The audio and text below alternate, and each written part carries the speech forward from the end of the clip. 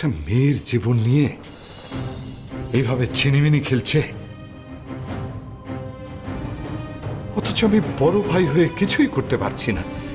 এটা যে আমার কত বড় কষ্টের। দীপালিকে আরফানের হাত থেকে রক্ষা করার কি কোনো রাস্তা নেই? জানিস, আমার না খুব টেনশন হচ্ছে। এখানে এত রকমের ঝামেলা, কখন না জানি কি ঘটে যায়।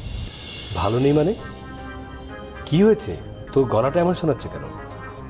একটা সাংঘাতিক ঘটনা ঘটেছে। কি হয়েছে সেটা তো বলবি। আব্দুল খুন হয়েছে।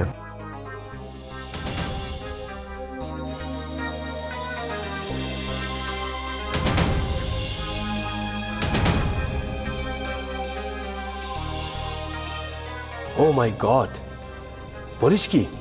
আমি ঠিকই বলছি। গতকাল রাত্রে পুলিশের ফোন এসেছিল, তারপর গিয়ে দেখি আব্দুলের ডেড বডিটা পড়ে আছে। পুলিশ কি করছে? পুলিশ এসেছিল, কিন্তু আমার কাছে না সবকিছু কেমন যেন একটু গন্ডগোল মনে হচ্ছে জানো। দেখো, আব্দুলের জিপ থেকে পালিয়ে যাওয়া, তারপর ধরা না পড়া, তার পরপরই মার্ডার হয়ে যাওয়া, আর ঠিক মার্ডারের জায়গায় পুলিশে পৌঁছে যাওয়া, তারপর ফোন করে আমাকে ডেকে পাঠানো, সবকিছু কেমন যেন একটা গন্ডগোল মনে হচ্ছে। আচ্ছা চাচু, তুমি কি জানো যে চাচা এসেছিল? জুলফিকার ভাই তোর ওখানে গিয়েছিল? হ্যাঁ, চাচা এসেছিল, আর আমাকে বলল যে বাবা নাকি তাকে নিষেধ করেছে, তারপরও সে আমার মনে সাহস দেওয়ার জন্য এখানে চলে এসেছে।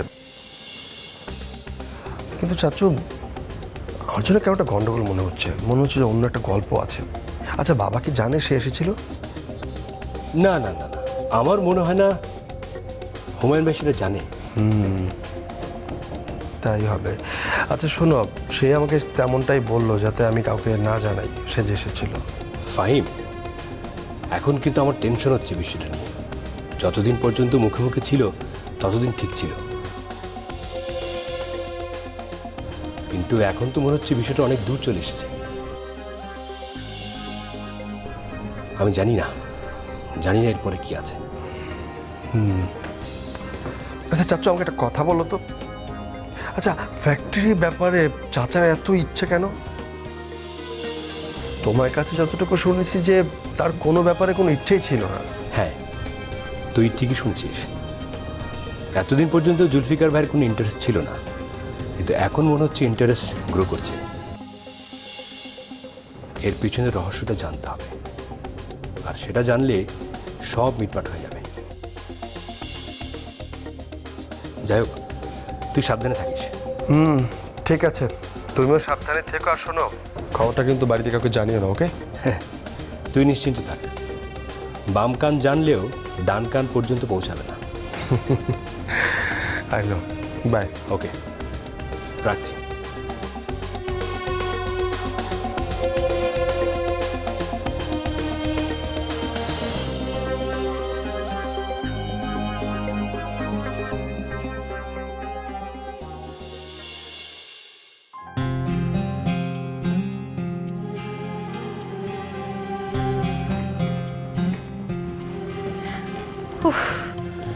সত্যি রে, আমার খুব টায়ার্ড লাগছে। গয়না কেনা এত সহজ নাকি? খুবই ঝামেলার। আম্মু, হ্যাঁ দেখ দেখি কি কি গয়না কিনলে।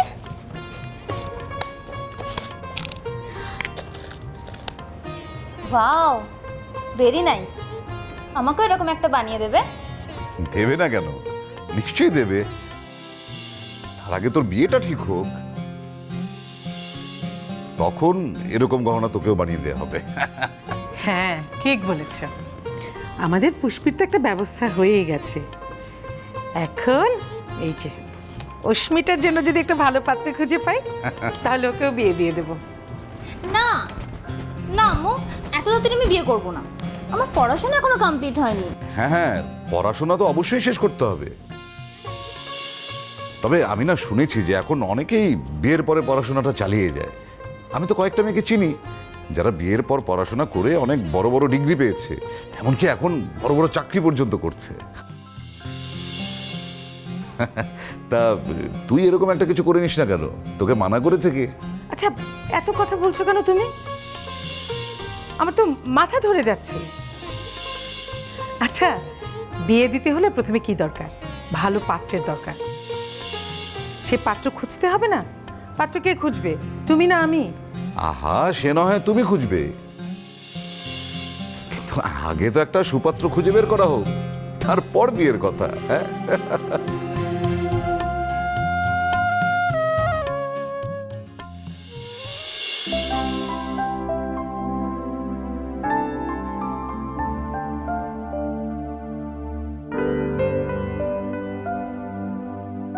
ভাইয়া ব্যস্ত, আসবো? না, এসো এসো, বসো। ভাইয়া, একটা ব্যাপারে একটু আলাপ করতে আসছিলাম। বলো। আপনি কি জানেন যে জুলফিকার ভাই ফ্যাক্টরিতে গিয়েছিলেন?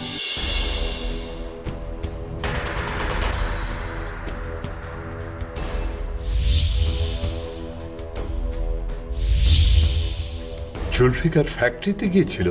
হ্যাঁ। আমি তোকে বারবার নিষেধ করেছিলাম ফ্যাক্টরিতে যেতে,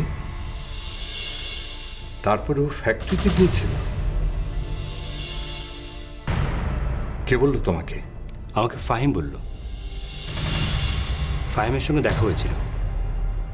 জুলফিকার ভাই এও বললেন ফাহিম যেন আমাদেরকে না জানায়।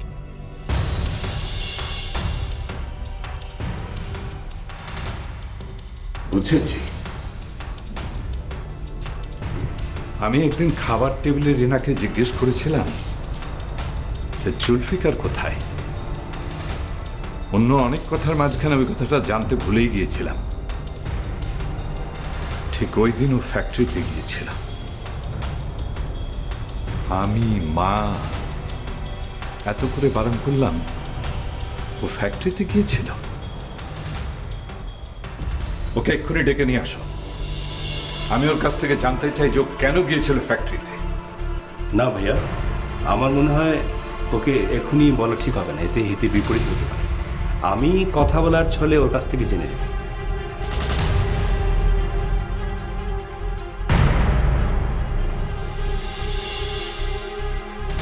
আমি তো ভাবতেই পারছি না যে আমি ওকে নিষেধ করলাম, মা ওকে নিষেধ করলো, ও সবার সামনে বলল যে ও ফ্যাক্টরিতে যাবে না, তারপরে ও কেন গিয়েছিল ওখানে?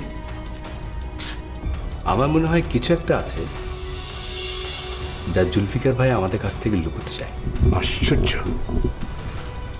ও তো খুব বাড়াবাড়ি করছে। আমার ওকে এক্ষুনি ডেকে জিজ্ঞেস করতে ইচ্ছে করছে যেগুলো কেন করছে। আর ফ্যাক্টরিতে গিয়ে ও করলই বাকি। সেটা জানি না, তবে আমি ঠিকই বের করে ফেলতে পারবো। ভাইয়া, এটা নিয়ে আপনি টেনশন করবেন না, আপনি বরং রেস্ট নিন। আর ফ্যাক্টরিতে ফাহিম আছে, কিচ্ছু হবে না। আমি জানি কিচ্ছু হবে না। তুমি জুলফিকার কোথায় যায় না যায় সেগুলো ভালো করে খেয়াল রাখবে। আর ফাহিমকে বলবে জুলফিকার যখনই ফ্যাক্টরিতে যাবে আমাকে যেন জানায়। ঠিক আছে ভাইয়া।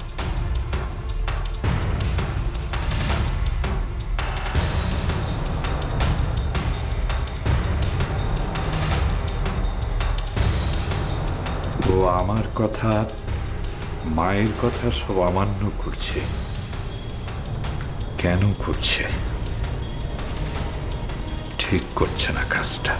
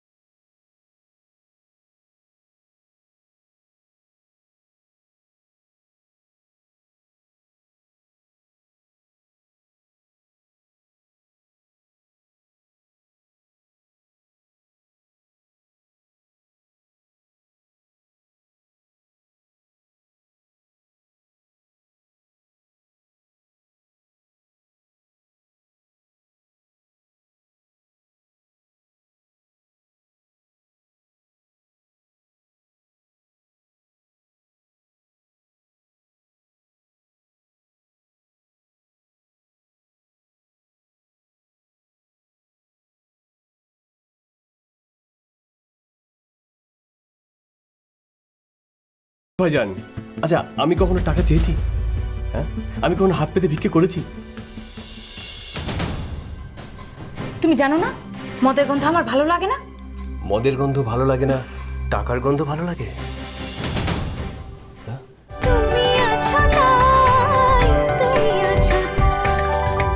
আমি কখনো হাত পেতে ভিক্ষে করেছি? আচ্ছা কেউ যদি তার বোনকে কিছু দিতে চায়, আমি না করতে পারবো?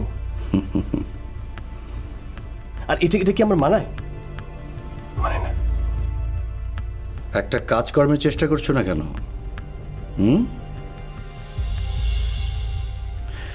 ব্যবসা করবে বলে তো টাকাগুলো নষ্ট করছো।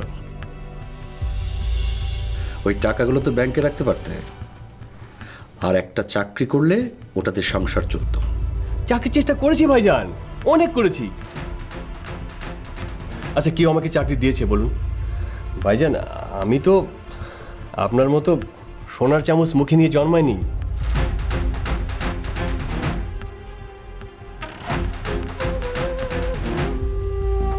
যে আমাকে ধরে এনে কোম্পানির ডিরেক্টর বানিয়ে দেবে।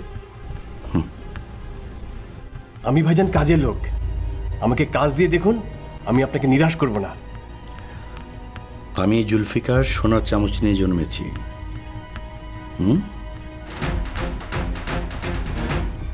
আমি যখন জন্মেছি তখন আমার মুখে কোনো চামচে ছিল না। এটা যত তাড়াতাড়ি বুঝতে পারবে ততই তোমার মঙ্গল।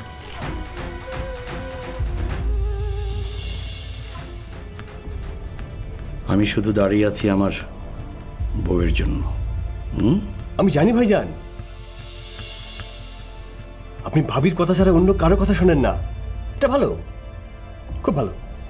শোনো, তোমাকে আমি একটা টিপস দেই। নিজের বউকে সবসময় সুখী রাখবে, তাহলে দেখবে যে দিনের শেষে তুমি সবাইকে খুশি রাখতে পারছো। আমি সবাইকে খুশি করে কি করব ভাইয়া? আমি নিজেকে খুশি রাখতে চাই, যেমন আপনি রাখেন নিজেকে। আমি না আপনাকে রোল মডেল হিসেবে দেখি। মানুষ তো কত কিছুই হতে চায়, কিন্তু আমি হতে চাই জুলফিকার। তুমি জুলফিকার হতে চাও, তাই না? জুলফিকার হতে গেলে মাথায় বুদ্ধি লাগে, সেটা তোমার আছে? ভাইজান আপনি এখনো কি প্রমাণ পাননি? আমাকে কাজে লাগান ভাইয়া, দেখবেন আপনি যা চান সেটা পান কিনা।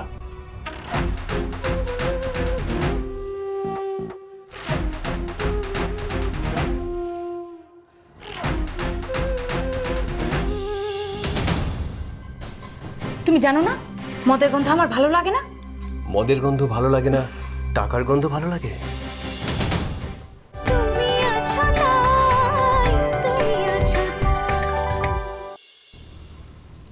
আমি মদ খেয়ে কাউকে কথা দিই না। কালকে সকালবেলা কথা হবে, এখন যাও।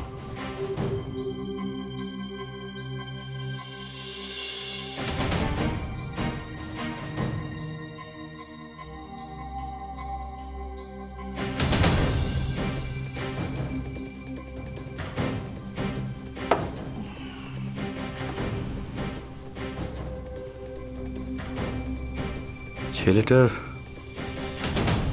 বুদ্ধি আছে, দেখি কাজে লাগানো যায় কিনা। কিন্তু তার আগে বাজিয়ে নিতে হবে, আর কাজ শেষ হলে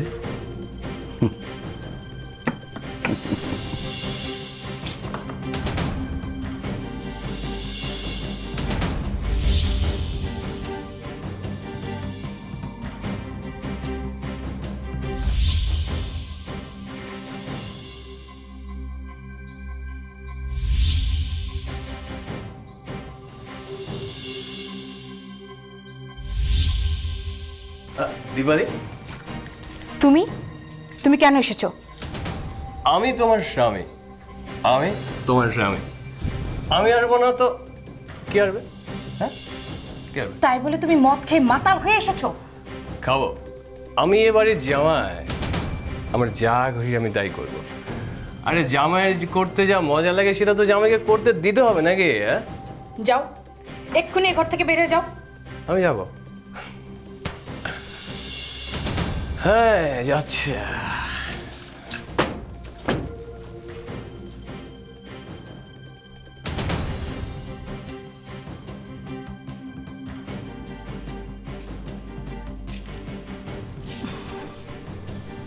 তুমি জানো না মদের গন্ধ আমার ভালো লাগে না?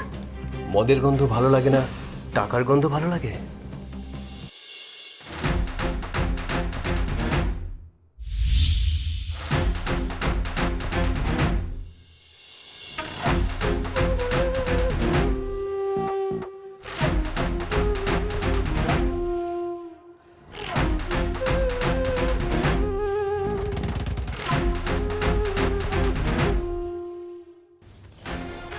সে তো লাগেই।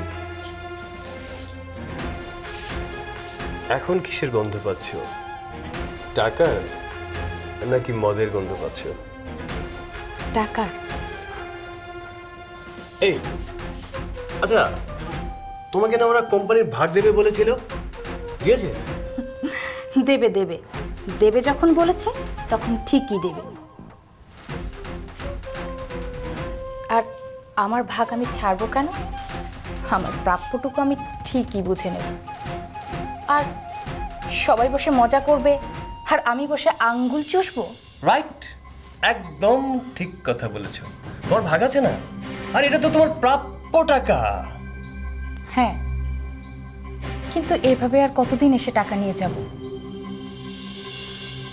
এভাবে আর বেশি দিন চলা যাবে না। আমি বুঝতে পারছি, এবার আমাদের দুজনে মিলে একটা প্ল্যান করে এগোতে হবে।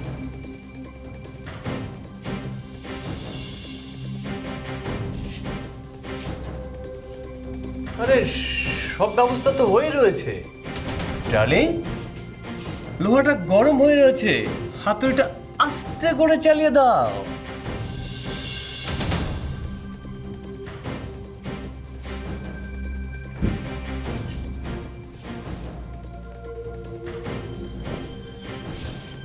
দাঁড়াও, এত তাড়াতাড়ি হবে না, আমাদের একটু ধৈর্য ধরতে হবে। শোনো, ওরা যতদিন না বিশ্বাস করছে তুমি আমার উপর অত্যাচার করো, ঠিক ততদিন তুমি আমার উপর আরো বেশি করে অত্যাচার করবে। ওরা যখন বিশ্বাস করবে, ঠিক ততদিনে আমি আমার ভাগটুকু ঠিকই লিখে নেব। তুমি খুব ভালো করে জানো তোমাকে ছাড়া আমি কাউকে বিয়ে করতে পারবো না, মরে গেলেও না। আরে বাবা, নিশ্চয়ই আব্বু তোমার মাঝে এমন কোনো গুণ দেখেছে যার ফলে তোমাকে পছন্দ করেছে। আর শোনো, সব কিছুর মধ্যে নেগেটিভ জিনিসটা বের করো না, পজিটিভলি দেখো। আচ্ছা চাচু, এমন তো নয় যে যা কিছু ঘটছে এটার পেছনে ওনার হাত আছে। এই যে শোন, প্রমাণ না পাওয়া পর্যন্ত আমরা তাকে কিছুই বলবো না।